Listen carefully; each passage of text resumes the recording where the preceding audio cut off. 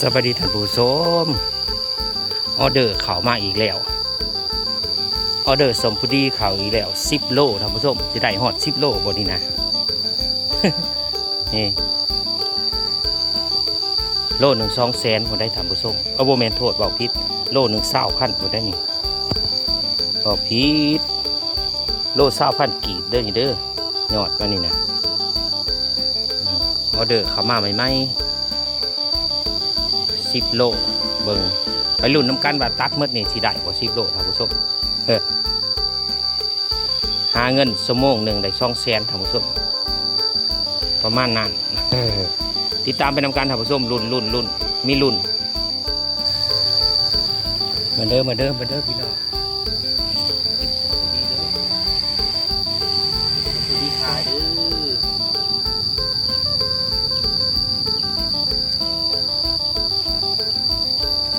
ฟังเสียงในทีนำกันเป็นนาทีเสร็จ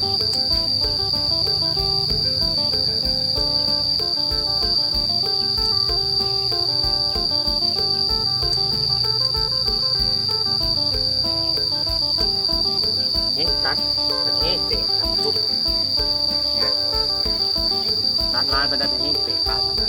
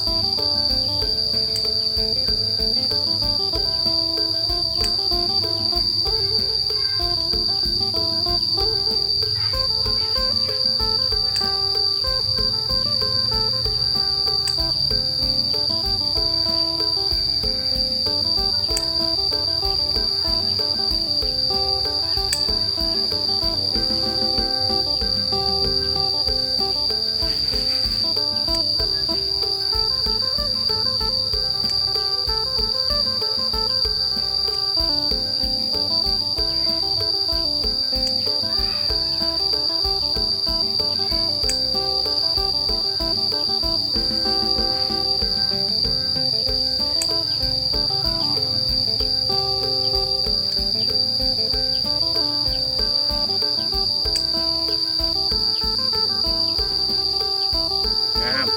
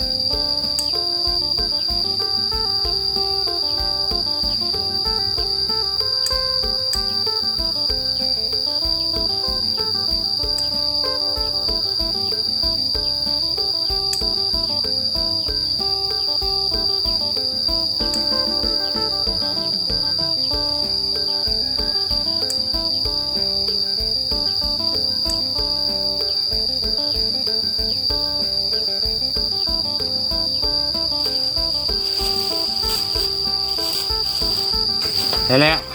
10 โลเรียบร้อยแต่ว่ายังลายอยู่ได้ท่านผู้ชมย่างพูนหลายๆย่างอยู่กับประมาณนี้บ๊ายบาย